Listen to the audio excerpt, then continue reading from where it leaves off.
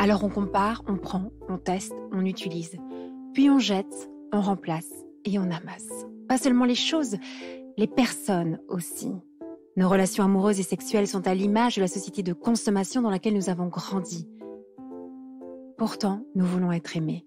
Être aimés durablement, être aimés pour ce que nous sommes. C'est notre désir le plus profond. Alors pourquoi y renoncer puisque c'est possible de le réaliser? Je suis Thérèse, la cofondatrice de SEM, et vous écoutez Love Care, le podcast de l'amour durable. Elle aime sa famille, ses amis, elle aime nager, elle aime les apéros en terrasse, elle aime les belles choses, les beaux vêtements, les beaux objets, elle aime l'odeur de la chaleur de l'été sur le bitume. Elle aime créer du lien, le soleil et la Provence, rire, danser, danser et encore danser. Elle aime chiner dans les boutiques de vintage. Bonjour Marie. Bonjour Thérèse. On se rencontre aujourd'hui dans ce podcast Love Care parce que ton métier, Marie, c'est d'être conseillère en images. Et là, les gens se disent, mais quel est le lien entre une personne dont l'objectif, c'est de nous aider à améliorer notre image, c'est ça, et Exactement. le Love Care. Ça va être le défi de ce podcast, c'est de montrer qu'il y a un lien. Mais d'abord, Marie, comment tu pourrais décrire ton travail ?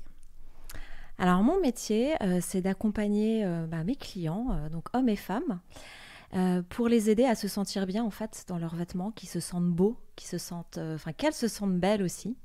Donc, les aider à se valoriser par le vêtement, savoir quelles sont les coupes qui vont les mettre en valeur, les matières aussi qui les valorisent, les couleurs qui vont réveiller leur teint.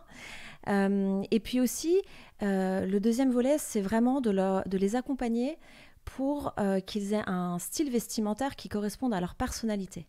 Voilà, qu'ils ne se sentent pas en décalage avec ce qu'ils portent, parce que moi je pense que chez l'être humain tout est lié. Donc ce que l'on porte en fait a un impact sur notre intérieur et sur notre bien-être, et c'est important de se sentir aligné finalement avec sa penderie. Voilà. Marie, comment est-ce qu'on devient conseillère en images ? Qu'est-ce qui a bien pu se passer dans ta vie pour faire ce métier-là ? Dis-moi. Alors, j'ai eu une autre vie en fait avant d'être conseillère en images. Je précise que Marie est très jeune. Quand même, t'as déjà 2 vies. Et j'ai déjà 2 vies. Alors, sur la jeunesse, c'est très gentil. On est dans le même âge, c'est pour ça que je dis ça. Je te le dirai en off. Et donc voilà, donc j'ai une autre vie professionnelle et j'ai été juriste en banque privée pendant 10 ans. Ah oui, donc rien à voir. Rien à voir, mais un peu quand même finalement, je t'expliquerai, mais donc rien à voir effectivement, et en fait après quelques années, il m'est arrivé ce qui est arrivé malheureusement à beaucoup de monde et ce qui continue d'arriver malheureusement à beaucoup de personnes, j'ai fait un burn-out. Ça veut dire quoi pour toi dans ton histoire un burn-out ? Parce qu'on entend beaucoup ce mot, mais j'aime bien demander aux gens ce que ça veut dire chez eux. Alors pour moi ça a été je pense que, tu vois, quand tu me poses la question, là, le mot qui me vient spontanément, c'est rupture. C'est-à-dire qu'il y a un truc qui s'est cassé, en fait. Enfin, moi, je pense que c'est vraiment comme ça que je l'ai vécu. Et du coup, ça, en fait, si tu veux, j'avais l'impression que mon travail n'avait plus de sens. Je ne pouvais plus mettre le sens que je voulais dans mon travail. Il fallait toujours aller plus vite, survoler les dossiers, alors que moi, j'aime bien justement être dans la profondeur. Et je me souviens, un vendredi soir, il était 20h et je regardais un contrat hyper compliqué, hyper technique. Et je me suis dit, mais en fait, pourquoi je suis en train de m'infliger ça ? Et là, ça a commencé à faire son chemin. Alors là, j'étais déjà pas très bien, je continuais à travailler, mais j'étais déjà sacrément abîmée, on va dire ça comme ça. Et puis voilà. Et en fait, donc, à la faveur de ce burn-out, en fait, j'ai fait un bilan de compétences. En disant voilà, il faut un peu que je me recentre en fait sur mes envies profondes et sur ce qui me motive vraiment en fait dans ce que j'ai envie de faire de ma vie. Et il est ressorti 2 choses hyper importantes qui sont l'humain. Moi j'adore créer du lien avec les gens. Et moi en tout cas quand j'étais juriste, j'avais une fonction généraliste, donc c'est vrai que je pouvais parler avec j'avais plein d'interlocuteurs en interne et ça j'adorais ça, d'où le fait que ça se rejoigne un petit peu avec mon métier d'aujourd'hui. Je voulais un métier qui soit vraiment fondamentalement humain et un métier qui soit créatif sur le plan esthétique. J'ai toujours adoré les vêtements, les fringues. Je passais des heures quand j'étais petite à essayer de me confectionner des tenues pas possibles avec tout et n'importe quoi. Et c'est en fait le vêtement, l'apparence, et surtout moi, voilà, en tant que femme, même voilà, l'apparence, la féminité, assumer sa féminité, ça a toujours été quelque chose de très très important pour moi. Et même depuis petite, en fait, j'ai toujours été très sensible. Et tes parents, ils t'encourageaient à assumer cette féminité ou bien ils te décourageaient? Alors, ni l'un ni l'autre, en fait, j'ai envie de dire. C'est-à-dire que... ouais, alors maman qui est une femme extraordinaire et qui est une très belle femme d'ailleurs, son apparence, alors elle aimait bien, si tu veux, être habillée pour sortir dîner, elle aime bien aussi être élégante pour les mariages, pour les occasions, mais c'est vrai qu'au quotidien, voilà, je dirais que c'est pas forcément sa préoccupation première. Mon père est très esthète, voilà, je pense que, ouais, lui il est très esthète, donc je pense que mon sens de l'esthétique vient un petit peu de mon père quand même. Mais c'est vrai que quand j'étais petite, c'était toujours un peu une bataille, les vêtements. C'est-à-dire que j'avais des goûts qui ne correspondaient pas du tout à ceux de mes parents. Et en fait, j'avais ma pauvre maman à l'usure, quoi. Mais je dis ça parce que c'est vrai que quand on revient à notre enfance, on a tous une histoire avec les vêtements différentes. Parfois, nos parents nous ont habillés de façon qui ne nous plaisait pas du tout. On a pu avoir des remarques désobligeantes du genre t'es trop coquette, ou quand on devient un peu adolescente, mais va te rhabiller, tu sors pas comme ça. Je sais pas quelle est votre histoire, mais moi je pourrais vous raconter pas mal de choses dans mon histoire. C'est quand même une histoire assez complexe, mon rapport aux vêtements et à la beauté, parce que effectivement nos parents ils nous imposent pas mal de choses avec lesquelles on est bien ou pas. Mais donc toi, il te laissait faire, avant de revenir sur ces considérations-là, toi, dans ton histoire, il te laissait plus ou moins faire? Alors, il me laissait, oui, relativement faire. Alors, ça dépendait quoi. Il y avait des trucs qui vraiment passaient pas du tout. Il y avait des choses, effectivement, il me laissait faire certaines choses. Mais en fait, voilà, je pense que c'est parce qu'en fait, je les avais à l'usure, quoi. Mais alors, à la faveur de ton burn-out et ton bilan de compétences, tu dis à la fois l'humain est important pour toi et c'est côté esthétique. Tu te rappelles que depuis que tu es petite, ça t'anime beaucoup? Ça m'a toujours, ouais, et j'ai toujours été... oui, c'est quelque chose qui m'a toujours fait réfléchir, qui m'a toujours attirée. Et une chose à laquelle j'ai toujours été hyper sensible, même petite. Même toute petite, voilà, ça m'arrivait de croiser certaines femmes qui ne se mettaient pas forcément en valeur ou pour qui, effectivement, ça n'avait pas l'air d'être quelque chose d'important. Et c'est vrai que même à 7-8 ans, c'était quelque chose que j'avais du mal à comprendre, tu vois, ou en tout cas qui m'interpellait. Mais Marie... La beauté intérieure suffit. Non, c'est pas ça qu'il faut dire. Mais oui, mais bien sûr. Évidemment que j'en pense pas un mot. Et vous le savez, j'ai déjà écrit sur ces sujets. Je pense que c'est un peu un bullshit, cette histoire de beauté intérieure. Et en même temps, on l'entend encore souvent. Ça semble très superficiel de se dire que ton métier, ce serait d'aider les gens à prendre soin de leur image. Parce qu'on se dit la beauté intérieure suffit. Et surtout quand on a une certaine profondeur, quand on travaille dans le love care, le soin à l'amour aux autres, qu'on a certaines valeurs. Est-ce que tu fais pas un métier hyper superficiel, Marie? Je te pose la question si c'est ce que certaines personnes pensent, je l'assume encore plus, voilà. Mais écoute, non, puisque... c'est vrai qu'effectivement, il peut y avoir un peu dans l'inconscient collectif, finalement, une vision où plus, finalement... on est négligé, ou en tout cas moins on fait attention à son apparence, plus ça veut dire qu'on a une vie intérieure riche, qu'on cultive notre intelligence, voilà, qu'on est profond, etc. Alors bien évidemment ça peut tout à fait être le cas, mais en fait c'est pas parce qu'on cultive son extérieur qu'on en oublie son intérieur. Et je pense que l'être humain il est un, on peut pas le saucissonner ni le couper en deux. Je pense que pour ça Descartes nous a pas forcément aidés, mais voilà, il y a le corps et il y a l'esprit. Mens sana incorpore sano. Voilà, il faut prendre soin de son corps dans toutes ses dimensions. Et au contraire, ça n'a rien de superficiel. On se le doit à nous-mêmes. On est créé pour ça. On est créé pour ça. On a deux écueils. Je ne sais pas, vous qui nous écoutez, dans quel camp vous êtes au départ. Il y a un camp qui dirait la beauté intérieure suffit, c'est ça qu'il faut surtout cultiver. Et dès qu'on voit une femme ou un homme qui fait attention à son apparence corporelle, qui fait attention à ses vêtements, elle est critiquée d'être coquette ou de vouloir attirer l'attention sur elle, d'être dans la séduction ou sur lui. J'en parlais avec un ami là il y a quelques jours qui a vécu en Italie, qui a vécu à Rome, et il me disait c'était génial quand j'habitais à Rome parce que je pouvais mettre des super costumes, je faisais super attention à mon apparence et je m'amusais faisais et c'était chouette. Mais ici, en France, je peux pas faire ça, sinon les gens me critiquent et me regardent comme comme un espèce d'extraterrestre. On fait pas ça. Bon, donc il y a cette école-là, et puis il y a l'autre école qui serait de dire justement de faire super attention à son apparence corporelle. Il y a une sorte de pression aussi pour être à la fois bien habillée, mais être bien dans son corps, d'être bien faite. À l'approche de l'été, il faut avoir le corps qui, etc. Tu vois, j'ai l'impression que dans notre société, on est soit dans un extrême ou un autre. Je sais pas ce que tu en penses quand je dis ça. Si, c'est un espèce de mouvement de balancier, en fait, entre effectivement des injonctions aujourd'hui où il faut être parfait sur tous les plans, il faut être hyper performant, il faut être beau, il faut être musclé, il faut être en forme, il faut être mince, il faut être, avoir du succès sur le plan professionnel, réussir sa vie personnelle, ça fait quand même beaucoup. Et puis, effectivement... il y a, comme tu le dis très justement, une autre approche, on va dire ça comme ça, qui considère qu'effectivement, quand tu fais attention à toi, c'est que, voilà, ce qu'on disait tout à l'heure, soit tu es superficielle, ou alors, en tout cas, pour les femmes, en fait, tu es un peu une allumeuse, quoi. Et bien évidemment, ça me fait bondir. Pourquoi ça te fait bondir? Dis-le-moi.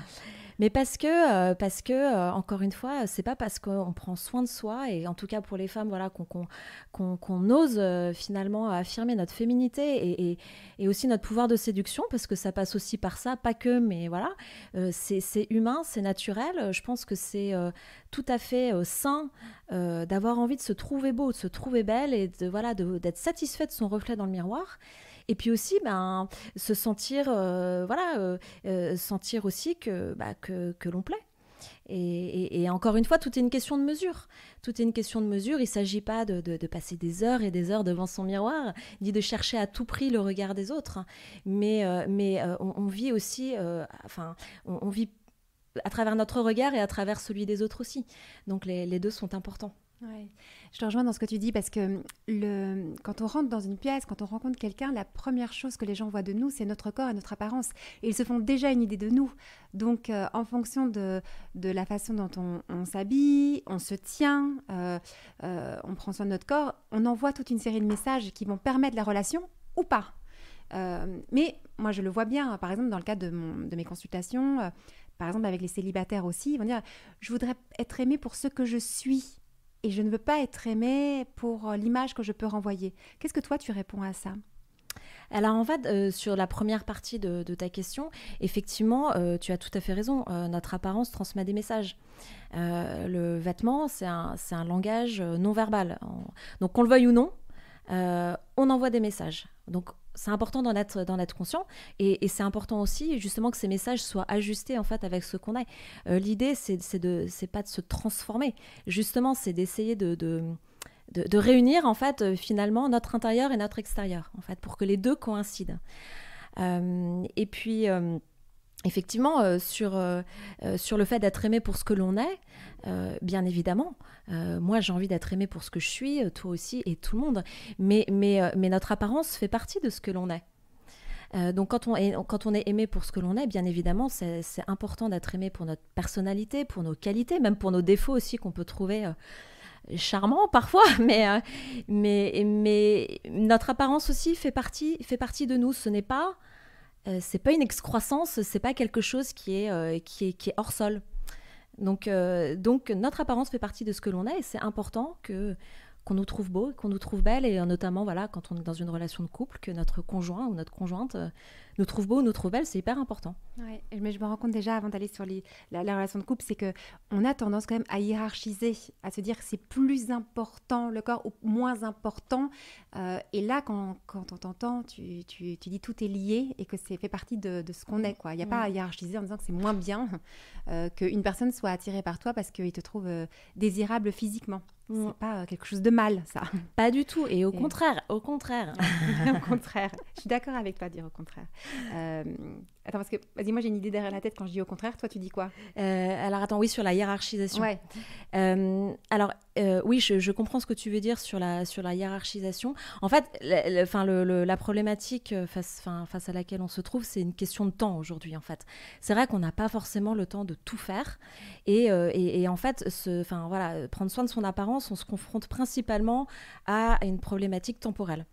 Et en fait, l'idée aussi de mes accompagnements, c'est de dédramatiser Il ne s'agit pas de se mettre, le but c'est pas de se mettre la pression, ce n'est pas de vouloir être absolument parfait, impeccable, à tout prix, tout le temps, tiré à quatre épingles, etc. Déjà, même en adoptant des gestes simples, ou même en mettant des tenues très simples pour le quotidien, hein, parce que voilà, on ne s'habille pas tous les jours comme on va à un mariage, et bien déjà, rien qu'en faisant des choses simples et en ayant des tenues simples, on peut être bien, on peut se trouver beau, on peut se trouver belle et on peut être mis en valeur en fait. Il n'y a pas besoin d'en faire des tonnes. Comme pour le maquillage, il n'y a pas besoin voilà, d'en faire des caisses et des caisses. Il n'y a pas besoin d'en faire des tonnes. Tu dis que c'est en même temps de s'accorder voilà, un petit moment. Mais j'ai l'impression, en tout cas quand je t'entends, que c'est déjà un état d'esprit de prendre en considération son corps, de prendre en considération ce langage non verbal et de se dire que je suis aussi mon corps. Et c'est déjà, pour moi, c'est déjà un état d'esprit, quoi. Tout à fait. Et peut-être que c'est intéressant, là, vous qui nous écoutez, comment est-ce que... comment ça résonne en vous, quoi? Est-ce que votre corps, c'est un peu une chose que vous traînez et qui est un peu encombrante? Ou est-ce que vous avez l'impression que votre corps, c'est vous? Mais je pense que déjà, à ce stade-ci, c'est assez remuant de t'entendre parler de cette façon parce qu'on a tous un rapport au corps qui est pas toujours très, très apaisé. Oui, tout à fait. Mais surtout aujourd'hui où effectivement... voilà, le rapport au corps, il est quand même pas simple. On nous envoie tout un tas on est biberonné d'idéaux plus ou moins réalisables et je pense qu'il y a beaucoup de choses à faire sur justement l'inclusivité à ce niveau-là. Mais effectivement, sur le rapport au corps, en fait, ce qui est important, c'est, si tu veux, pour moi, je le mets au même plan que de bien se nourrir ou de faire du sport. C'est une question d'équilibre, en fait, d'équilibre de vie.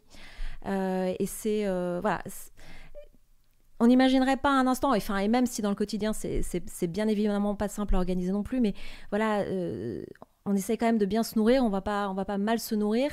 Ben voilà, pareil, c'est pareil pour le corps, en tout cas pour l'apparence, tu vois. On le voit bien dans les relations. Souvent, quand on démarre une relation avec quelqu'un, quand on est dans la période d'approche, la période de séduction, en général, on va quand même un peu faire attention à son apparence, à la façon de s'habiller, de se soigner. Et une fois qu'on a conquis notre proie, non, je déconne, mais bon, une fois qu'on a trouvé l'homme ou la femme avec qui on a envie d'avancer, on se rend compte quand même que la majorité des personnes vont commencer à se laisser aller. T'as vu ça? Et tu as glissé tout à l'heure, oui, c'est quand même hyper important, la question de continuer à plaire dans la relation. Et je sais qu'en disant ça, certains ou certaines vont sentir une espèce de pression en disant « Oh là, en plus, il faut faire attention à notre apparence corporelle, c'est comme un devoir supplémentaire. » Comment est-ce que tu vois ça, dans le lien entre le fait de prendre soin de soi et la relation d'amour, de couple que l'on peut vivre? En fait, si tu veux, je pense que pour prendre soin d'une relation, c'est important de commencer par prendre soin de soi un petit peu aussi. Effectivement, au début, on a peut-être tendance à faire un petit peu plus attention à notre apparence et puis après, à se laisser peut-être, pour certains, en tout cas pas pour tout le monde, mais pour certains, peut-être se laisser un petit peu plus aller. Mais je dirais, ça fait partie de l'entretien de la relation aussi. La relation, c'est quelque chose qui se travaille tous les jours. Et ça passe aussi par l'apparence. Et encore une fois, il ne s'agit pas forcément d'en faire beaucoup. Une fois qu'on a trouvé finalement ce qui nous va et ce qui nous correspond, déjà, ça devient quand même beaucoup plus facile et beaucoup plus simple. Et puis surtout, voilà, l'idée, c'est vraiment de faire quelques petites choses, en fait. Et puis aussi, ça fait du bien de prendre soin de soi. Même si c'est juste 5 minutes, ça fait du bien. C'est un peu comme aller se faire un massage ou une manucure, ou voilà, ça fait du bien. Et pour revenir un petit peu à ce que tu disais tout à l'heure quand tu parlais d'état d'esprit, oui, c'est un état d'esprit en fait. Moi, les personnes qui viennent me voir, en fait, ça fait longtemps qu'elles y pensent. Ça fait longtemps qu'elles y pensent, surtout les femmes. Et elles mettent plusieurs mois, voire parfois 1, 2 ans, 3 ans, avant de sauter le pas. Mais parce qu'effectivement, il faut se sentir prêt. Parce qu'on va rentrer dans quelque chose où finalement, on va se reconnecter aussi à soi-même. Ça peut faire un peu peur aussi. Et puis, je pense qu'on se rend compte aussi que, effectivement, c'est quelque chose une chose sur laquelle on décide d'avancer et que forcément, il faut s'investir un petit peu. Alors, c'est un peu comme pour beaucoup de choses, hein. Au début, l'investissement, il est un petit peu plus grand voilà, qu'une fois qu'on est rentré dedans et qu'on a l'habitude. Mais c'est tout à fait juste ce que tu dis, c'est vraiment un état d'esprit. Vraiment. Et je pense à autre chose quand je t'écoute, c'est le fait de prendre soin de soi et de se trouver belle ou beau, de se trouver désirable. On a déjà vu que ça augmentait le désir sexuel qu'on a pour l'autre. Il y a beaucoup de personnes qui ont des difficultés à ressentir du désir sexuel au fur et à mesure des mois ou des années qui passent. Et que se sentir bien dans son corps, se sentir soi-même désirable augmente le désir qu'on peut aussi avoir pour l'autre. Et de la même façon, c'est pas très agréable ce que je vais dire, mais on peut parfois ne pas ressentir du désir pour son conjoint parce qu'on voit bien que son conjoint ne prend pas soin de lui ou elle ne prend pas soin d'elle. Et bien oui, ça a un impact sur notre désir sexuel. Et on sait tout l'effet après que ça a dans la relation parce que on finit par se dire qu'on n'a plus d'envie, mais du coup, il n'y a plus d'envie, il n'y a plus vraiment de vie, d'énergie qui passe entre nous et puis la relation va se dégrader. Tu as déjà vu ça ? Non. Alors moi, là récemment, j'ai accompagné une femme qui vient d'avoir 50 ans et qui me disait, voilà, jusqu'à mes 50 ans, je me sentais bien dans ma peau, tout allait bien. Et puis là, en fait, la cinquantaine passée, je me sens moins désirable, je me sens moins belle. Et le regard de mon mari a vachement d'importance pour moi. Et en fait, j'ai envie de me sentir de nouveau désirable. Tu vois, donc oui, c'est hyper important. Parce que le fait de se sentir bien, beau, belle, bien dans son apparence, ça nous ouvre aussi. Enfin, je veux dire, ça nous épanouit. Bien sûr, il n'y a pas que ça, mais ça fait partie en fait de notre épanouissement. Donc, ça nous permet de nous ouvrir aussi plus facilement. Je pense que ça nous permet d'avoir... ça renforce aussi notre confiance en nous. Et quand on se sent bien, mais ça... quel que soit le sujet, mais quand on se sent bien, finalement, on a beaucoup plus de facilité en fait à aller vers l'autre, à créer du lien, à créer des connexions. Et donc, oui, c'est important. Et pareil, je pense que voilà, c'est important de se rendre compte que le désir, il se cultive aussi par là. Pas que, bien évidemment, mais ça passe aussi par là. Et c'est normal. Encore une fois, on est fait pour ça. Donc... À ce stade-ci de la discussion, j'espère que vous comprenez tous pourquoi est-ce que cet échange sur ce sujet-là est fondamental dans nos relations. Parce que si on veut justement soigner nos relations, il y a cette relation aussi à soi-même qui est nécessaire. Et moi, je suis hyper heureuse de t'avoir au micro de Love Care parce que pour moi, c'est pas du tout un sujet anecdotique, c'est un sujet fondamental. Et on voit bien, même quand je dis fondamental, c'est presque premier aussi dans cette relation à son propre corps. En même temps, Marie, moi, j'ai déjà eu beaucoup de femmes, par exemple des femmes que j'ai en consultation, qui me disent, parce qu'elles osent me l'avouer, qu'en fait, qu'elles trouvent que leur mari se laisse complètement aller, que leur conjoint se laisse aller. Et elles disent, mais je ne sais pas comment lui dire pour pas lui faire de la peine. Et inversement, des hommes qui disent, mais en fait, la réalité, c'est que je la désire moins parce que franchement, je trouve qu'elle ne prend pas soin d'elle et effectivement, elle me plaît moins. Et comment le dire à l'autre sans le blesser, sans lui faire du mal ? Que ce soit dans l'apparence des vêtements ou aussi des kilos en trop qui sont le signe d'un laisser-aller, pardon. Comment on fait pour le dire dans la relation ? C'est quand même super compliqué. Et là, souvent, moi, je sèche un petit peu. Donc, je veux bien tes conseils. Écoute, non, je pense que... Alors déjà, c'est important d'en parler, en fait, mais c'est comme sur tous les sujets de couple.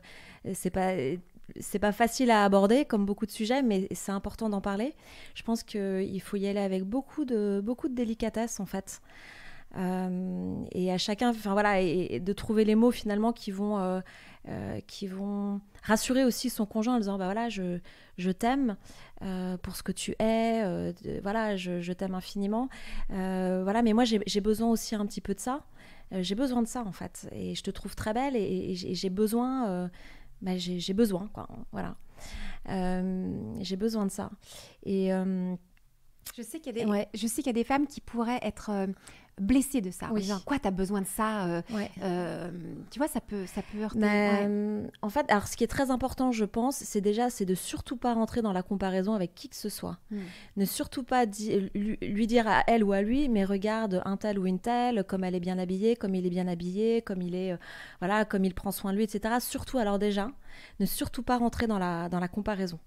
Vraiment ne pas rentrer dans la comparaison. Je note pour moi-même. Je suis voilà, ce genre de choses. Voilà, entrer dans la discussion, entrer dans la discussion, mais sans comparer avec quelqu'un, parce que déjà tout le monde est différent. Je pense que ce qui peut blesser le plus, c'est vraiment quand on sent que finalement notre conjointe porte son regard sur quelqu'un d'autre. Et que justement on est comparé, enfin tu vois, et qu'il nous compare par rapport à cette personne, et là en fait c'est là où ça peut être très blessant. Donc ne surtout pas mettre en comparaison avec quelqu'un d'autre, et dire tout simplement, je pense, voilà, moi j'ai besoin voilà, que tu sois mise en valeur, ou que tu te mettes en valeur sur le plan vestimentaire, parce que voilà, c'est important pour mon désir, et je pense que c'est hyper important de le souligner et d'en parler. Si c'était important au début, pourquoi est-ce qu'avec les années ça le serait moins finalement? Donc il y a pas de raison en fait. Donc voilà, y aller avec beaucoup de délicatesse, et surtout de pas rentrer dans la comparaison. Et tu mentionnais notamment quelquefois certaines prises de poids. Alors il faut savoir que en tout cas pour certaines femmes, moi j'en reçois qui ont pris du poids, pour qui c'est quand même une souffrance. Et elles y peuvent finalement pas grand chose en fait, si tu veux. C'est pas du laisser aller. C'est certains métabolismes, ça peut être aussi les grossesses dont elles ont eu du mal à se remettre. Donc, ce qui est hyper important, en tout cas, c'est de dire à sa femme que quoi qu'il arrive, on l'aime, et on la trouve belle, en fait. Voilà. Donc, si on lui dit on l'aime, on la trouve belle, est-ce qu'elle va pas se dire c'est bon alors? Parce qu'on peut parfois se dire au fur et à mesure des années que l'amour serait quelque chose d'inconditionnel, et que c'est ça qui est beau, c'est quelle que soit mon apparence, tu m'aimeras toujours. Mais c'est pas très vrai. Non, mais alors l'amour inconditionnel, disons que, je veux dire, il faut quand même lui donner du carburant. Il faut que la flamme ait du carburant. Si on met pas de carburant, ça va pas brûler. Et donc en fait, il y a plein de petites gouttes de carburant différentes, qui sont nécessaires finalement à la naissance et à l'entretien de la flamme. Donc l'apparence en fait partie. Et d'ailleurs, souvent, c'est vrai, on peut demander l'avis de son conjoint aussi, ou de sa conjointe, en disant qu'est-ce que t'en penses, est-ce que tu aimes ce que je porte, même si il peut y avoir une désaffection finalement de sa penderie. Je pense que au sein d'un couple, même si c'est pas quotidien, ils sont quand même contents de savoir que ça plaît à l'autre. Que l'autre est satisfait quand même de notre apparence, et que notre apparence lui plaît. Je sais bien qu'en disant ça, Marie, on se heurte à tout un autre courant de pensée qui domine pas mal aujourd'hui, qui pourrait être dans ce côté body positive, quelle que soit mon apparence, j'assume complètement. Aussi, je trouve, chez un certain courant de pensée qui est un peu dans une espèce de laisser aller au niveau des vêtements, c'est-à-dire que je ne fais pas attention aux vêtements que je porte, je ne veux pas qu'ils me mettent en valeur. Aussi beaucoup, je ne sais pas si vous avez pu observer ce même courant, un peu des vêtements non binaires, c'est-à-dire ni masculin ni féminin, un look un peu androgyne qui irait bien aux garçons, aux filles, pour justement pas être dans cette différence, cette féminité affirmée ou cette virilité affirmée. Tu vois, il y a aussi tout un autre courant qui, je trouve, qui prend de plus en plus de place. Et comment est-ce que toi tu le perçois, toi, ce courant? Alors en fait, c'est vrai que je le vois, et c'est vrai ce courant, on se dit finalement je peux porter ce que je veux, ça n'a aucun impact. Mais c'est pas vrai.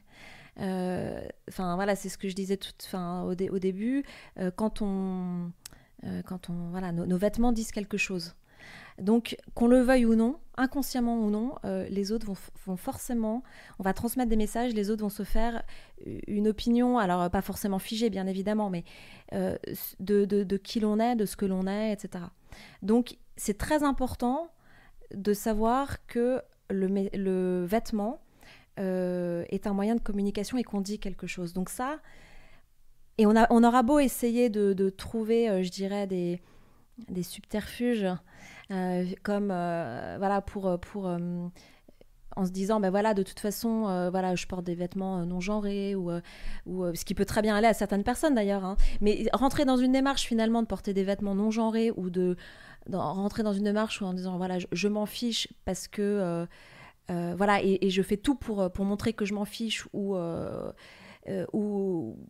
pour gommer finalement la différence des sexes, bah finalement ça dit quand même quelque chose.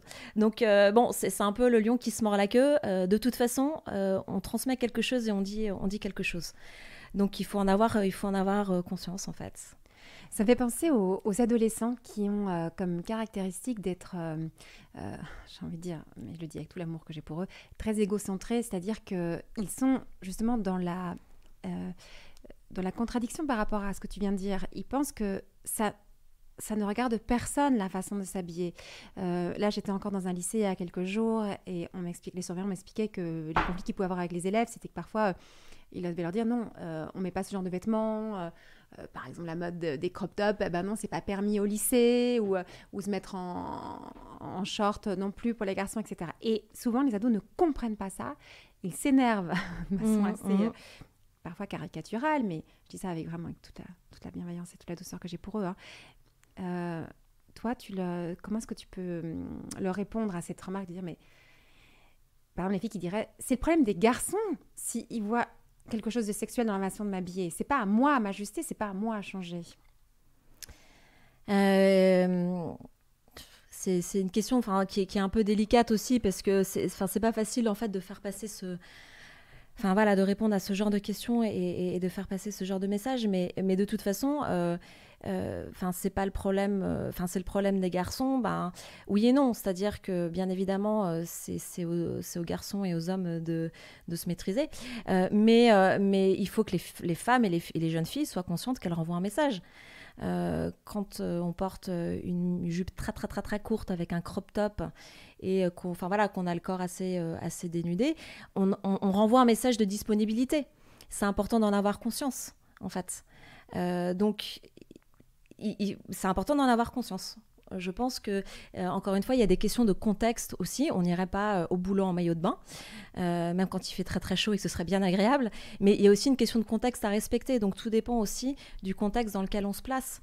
Oui, dans l'absolu, on peut porter ce qu'on veut, mais attention au contexte dans lequel on se trouve, pour pas justement renvoyer les mauvais messages.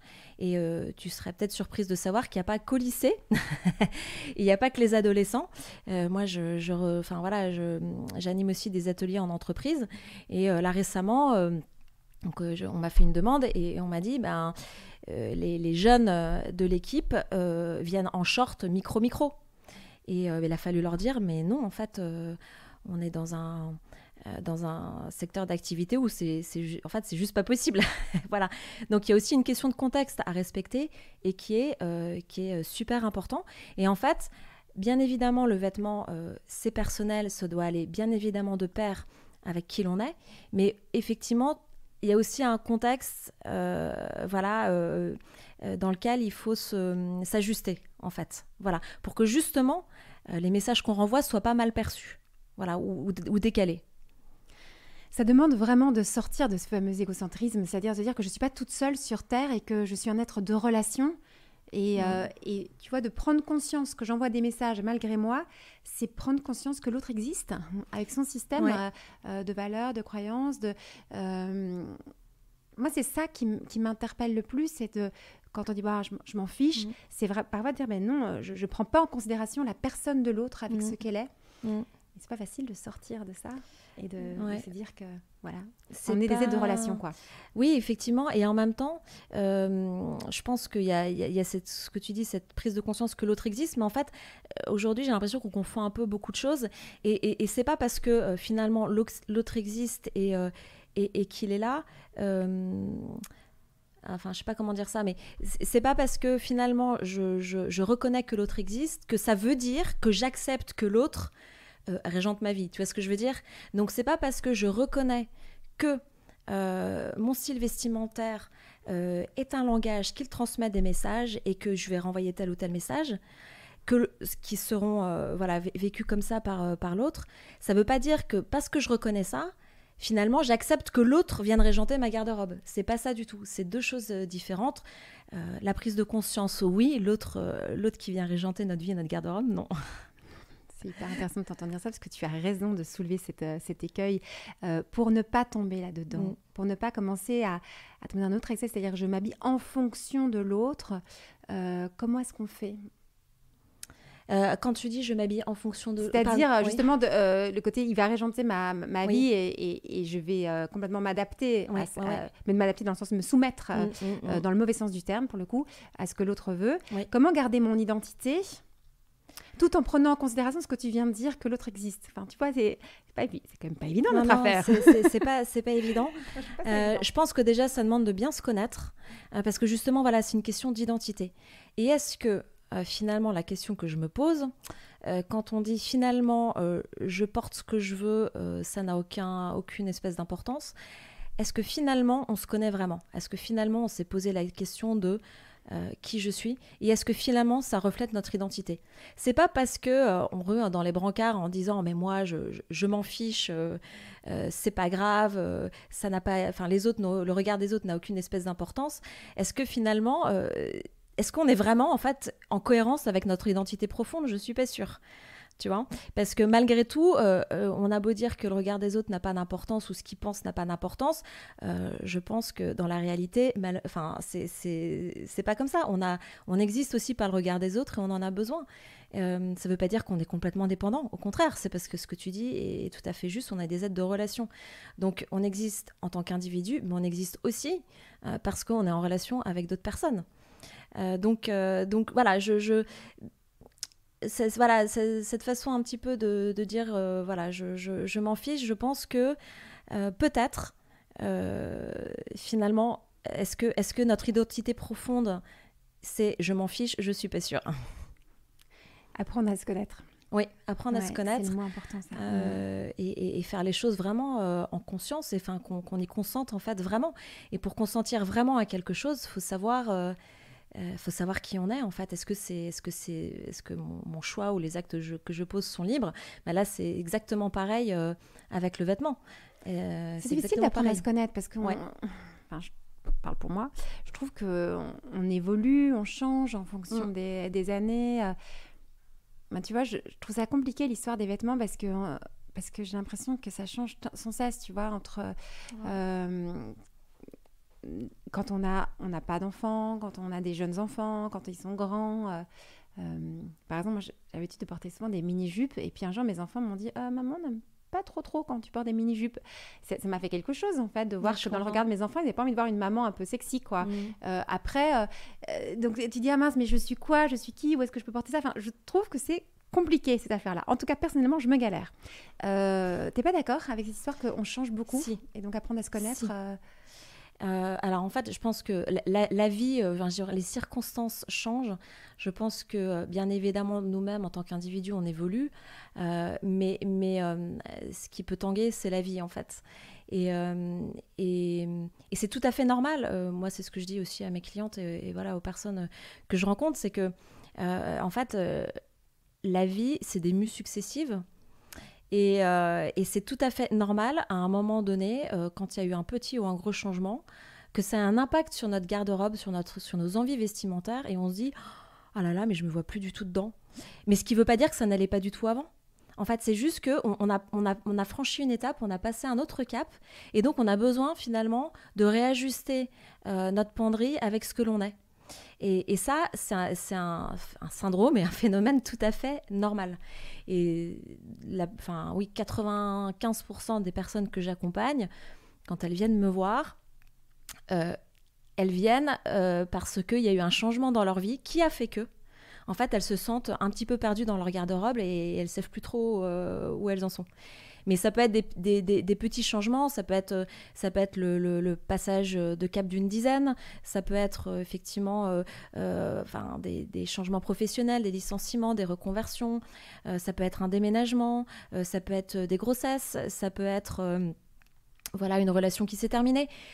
Voilà, ou tout simplement l'envie de changer, on se dit bon, là je suis à un moment charnière de ma vie, je sais pas par où commencer, je vais commencer par les vêtements. C'est arrivé à une de mes clientes. Et après du coup ça te met aussi dans une dynamique pour faire d'autres choses. Voilà, ça te donne un petit peu t'initier un changement au niveau des vêtements. Et donc après ça va te donner un petit peu des ailes pour pour continuer ton évolution et les changements que tu as envie d'apporter dans ta vie aussi, ou les évolutions que tu as envie de prendre en tout cas. Je trouve ça hyper cohérent ce que tu dis. Non, c'est vrai, c'est top. Mieux. Merci de le partager comme ça avec...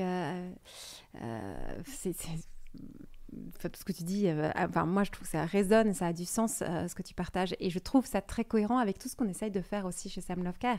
J'espère que vous l'avez compris, vous qui nous écoutez, que ce sujet est vraiment important en réalité, et trop peu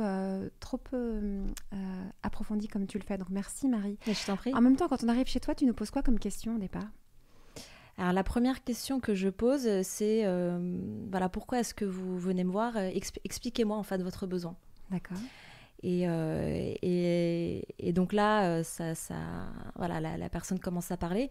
Et une question que je pose aussi, alors si ça n'a pas déjà été évoqué dans les 5 premières minutes de la conversation, surtout chez les femmes, une des questions que je pose, c'est est-ce que vous avez vécu des changements dans votre vie, plus ou moins récents, et qui du coup ont pu avoir un impact justement sur votre rapport avec votre penderie, et qui font qu'aujourd'hui vous vous sentez plus en phase en fait avec le contenu de votre garde-robe. Et ça c'est assez touchant en fait, parce que alors, moins chez les hommes, mais les femmes, dans les 5 minutes de notre première conversation, elles me parlent de leur vie, de leurs ressentis, de leurs difficultés, de ce qu'elles ont vécu. Et en fait moi je suis toujours très très touchée de cette confiance, parce que c'est vrai que c'est un sujet, le vêtement, qui est quand même hyper intime, c'est notre seconde peau, c'est notre identité, c'est très délicat en fait, il faut l'approcher avec beaucoup de délicatesse, et je suis très touchée de voir que des personnes qui ne me connaissent pas viennent me voir et me confient en fait des choses importantes en fait de leur vie, parfois douloureuses. Et alors que je suis toujours très touchée en fait de cette confiance-là. Je trouve ça super chouette. J'aimerais rajouter une autre question à cette fin d'interview. C'est, je vous invite à vous poser la question que je me pose actuellement. C'est qu'est-ce que ça vous fait d'entendre cette discussion ? Comment ça résonne en vous ? Et quelles sont les résistances que vous pouvez peut-être ressentir ? Et là, ça fait appel à toute notre histoire, notre système de croyances. Moi, je vois bien que par exemple chez moi, il y a beaucoup une question d'autorisation, que je ne m'autorise pas à m'habiller comme je voudrais m'habiller, parce que j'ai plein d'injonctions morales de c'est pas bien, il faut pas, t'as pas le droit, je sais pas chez vous comment ça résonne, mais je trouve que cette discussion est assez remuante en réalité. En tout cas, moi, elle me remue pas mal, parce que je me rends compte qu'il y a beaucoup de choses très inconscientes chez moi, et dans mon histoire personnelle, que de fait de parler de vêtements, parler de relations à son corps, de prendre soin de soi, mon Dieu, il y a plein de choses qui remontent. Et je me permets de vous confier ça, parce que ça ne m'étonnerait pas de ne pas être la seule. Non. Écoute, tu n'es pas la seule. C'est normal que ça te remue, ou en tout cas que ça te questionne et ça t'interroge.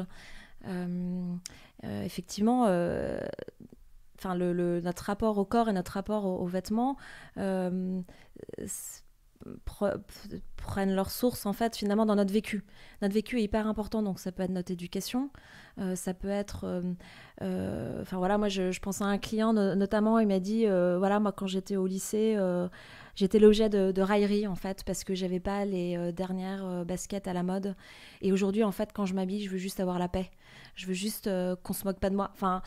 Donc ça peut être ça peut être un vécu douloureux, ça peut être aussi une question d'éducation, où finalement l'apparence n'était pas forcément prise en compte ou cultivée, ou j'ai une cliente, je me souviens, elle me disait, moi, donc nous on était une famille nombreuse, et puis moi je portais en fait les vêtements de mes frères et sœurs. Moi, je trouvais que c'était pas très drôle. Donc après les parents font du mieux qu'ils peuvent avec mais effectivement je pense que l'éducation qu'on a eue au niveau de l'apparence, au niveau du vêtement, notre vécu, que ce soit à l'école par exemple, ou que ce soit professionnel, ou même dans des relations amoureuses aussi. Moi j'ai une cliente qui avait été très assez remuée, si on peut dire ça comme ça, par un homme avec qui elle était, et en fait elle me disait quand je m'habille, je suis plus avec lui, c'est terminé, mais quand je m'habille, j'ai toujours l'impression d'entendre sa voix qui me dit mais si, mais ça va pas, etc., etc. Donc en fait notre vécu est hyper a un impact fondamental sur notre rapport à notre corps, à notre rapport aux vêtements. Et c'est pour ça en fait que ça remue, parce qu'on peut pas s'empêcher de faire le lien finalement avec notre être profond et notre sensibilité aussi. C'est exactement ça. Merci Marie de le dire si bien. Non mais moi, il y a tout remonte là. Je repense aux remarques de mes frères. À chaque fois que je m'habillais, c'est chic, chic, chic. Et puis ils se moquaient de moi dès que j'étais un petit peu habillée, maquillée. Du coup, il fallait que je me dessape, parce que j'avais les petites remarques de mes frères. Évidemment, l'histoire de la famille nombreuse. Alors moi, je pourrais raconter des histoires de famille hyper nombreuses. Donc évidemment, on avait tous les mêmes fringues, des fringues qui étaient reçues, machin. Donc un rapport, en fait, tout mon passé, toute mon enfance, ça remonte quand je t'écoute et en me disant, mon Dieu, ça m'a quand même beaucoup marqué et ça a quand même installé un rapport quand même compliqué, non seulement à mon corps et aussi aux vêtements, en sachant aussi que quand on fait un métier où on est exposé, les gens font attention aux vêtements. Je sais qu'un jour, j'ai même été critiquée parce que je donnais une conférence dans une église, donc dans un lieu de culte, et j'étais en mini-jupe et je ne savais pas que j'allais donner une conférence dans ce lieu-là, et c'est à la dernière minute qu'on m'a mise là. Maintenant, je n'accepte plus les conférences dans les lieux de culte, parce qu'évidemment, ça m'était reproché après. Donc, tu vois, je trouve que... En tout cas, moi, quand je t'entends, je trouve ça très chargé. En tout cas, dans mon histoire, c'est très chargé. Et je vois bien que dans les personnes que j'accompagne, que ce soit des gens célibataires ou en couple, c'est aussi chargé. Donc, je te remercie de nous permettre d'en parler aujourd'hui, de briser ce tabou. On a le droit de parler de ces sujets-là. On a le droit d'aller visiter son histoire par rapport à ça, que ce n'est pas un sujet superficiel, mais c'est un sujet qui peut être aussi essentiel dans nos vies. Donc, merci Marie. Moi, ça me libère de t'entendre parler de tout ça. Je me dis que je prendrai quand même bien une petite séance avec toi. Je ne te le cache pas. Plaisir. Franchement, là, avec grand plaisir. Dans ma to-do, tu fais partie, à mon avis, des choses que je dois absolument faire. Donc vraiment, parce que tu m'as convaincue de l'importance d'aller quand même visiter cet aspect-là de la relation à moi et aux autres. Donc merci.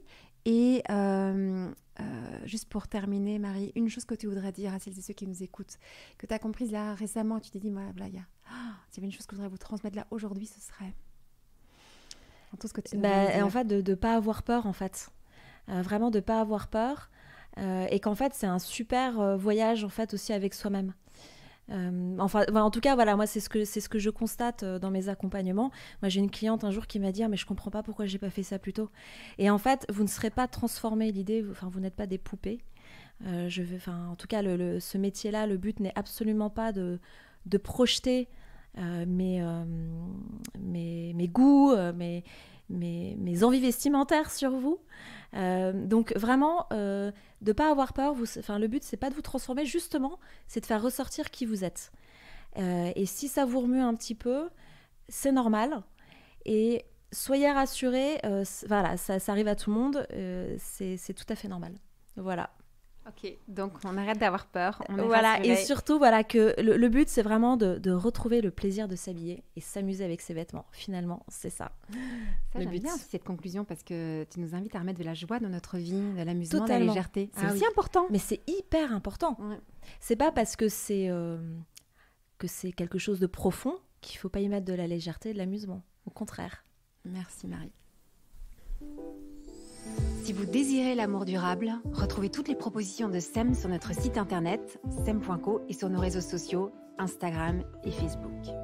Si vous êtes un professionnel du Love Care, rejoignez la communauté SEM. Et pour semer avec nous cette vision de l'amour, mettez un avis ou 5 étoiles sur votre plateforme d'écoute pour soutenir ce podcast.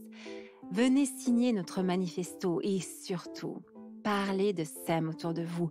Parlez-en à vos amis, à vos familles, à vos collègues qui ont tant besoin d'être outillés et accompagnés pour vivre leur désir le plus profond, aimer et être aimé durablement.